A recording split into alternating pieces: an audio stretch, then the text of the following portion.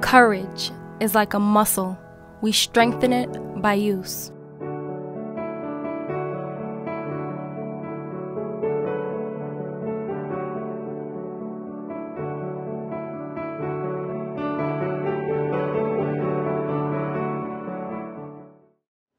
To bring out something really interesting, to bring it, to show us how brilliant you are. Okay, this is your chance to shine and be brilliant. She's really intelligent. This girl's wide awake. She has a clear, clever mind, and she doesn't mind expressing her opinions, but she's much more polished than I am. I tend to say things in a really crude, blunt way. And Cindy is much more sophisticated in the way she shares her knowledge, which I really admire. I wish I had that skill. Funny, sarcastic, caustic, because that's a type of funny, sarcastic nature, but also she's got her very soft and warm and loving side. It's like dual. The two go together to create a really interesting package. What words come to mind when thinking about Cindy?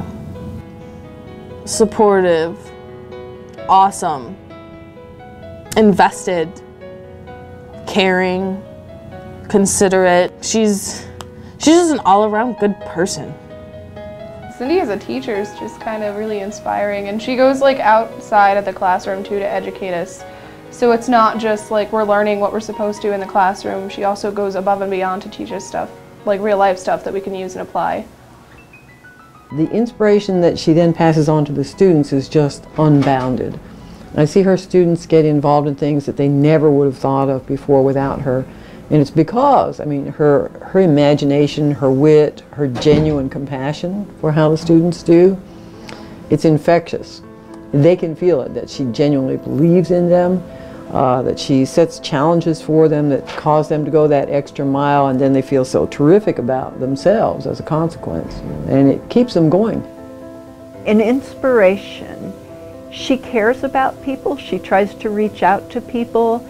She does it in a way like she's very funny, she's personable. She's got really good social skills, I think.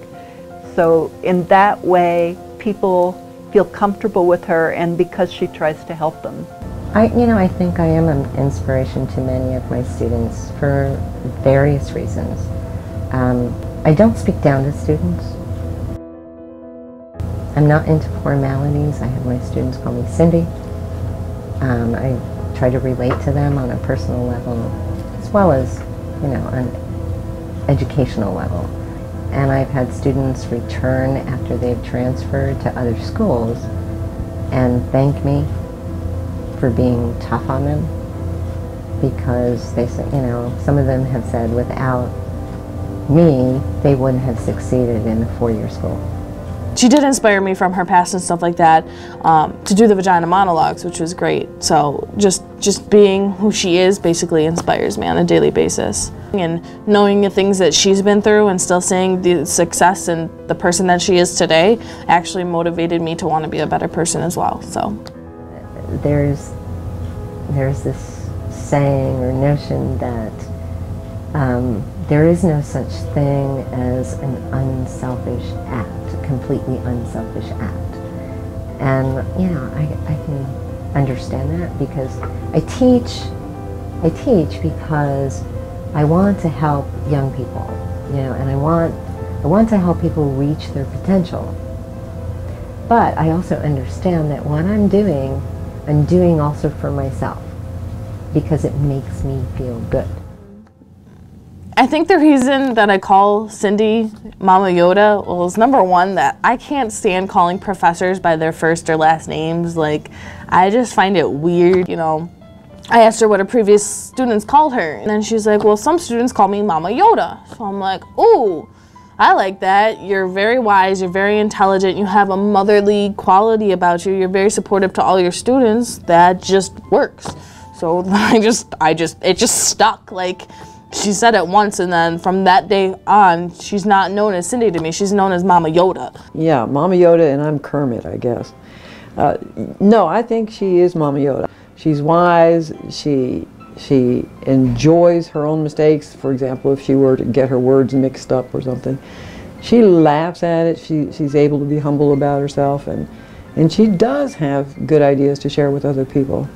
The Mama Yoda phrase kind of stuck with me, and maybe not for the same reasons, but she's kind of like the mother figure to like her students, because she's always there for us. She's always like very supportive to us. So that might have been part of the reason, and it might have stuck. I think fall of 2010, it was my first semester as honors program coordinator. The honors students are the ones who came up with it. The Yoda was because I was the master Jedi. You know, I was their fearless leader. And I think the Mama came from the fact that I was kind of nurturing with the students. Not kind of. I was their protector. She would say it's because she's short and green, but I know she's not green, she is short. It's also her wisdom, I think, because you know Yoda was a very wise character, and I think that's part of it too. Am I Yoda? I guess in certain ways. You know, I certainly am not on the same intellectual level that Yoda's on. I'd like to think I'm you know, pretty intelligent, but you know, he is far and above most in terms of his intelligence. And he's just wise. You know, Yoda's very wise. Am I as wise as Yoda? Probably not. But I try, and I think I improve all the time. So maybe I'm not Mama Yoda now. Mama part I could see, you know. And I may not be, in my mind, Mama Yoda or Yoda at this point, but I'm working on it, you know. If I can reach that same level, that would be really awesome. Then it would be time to retire.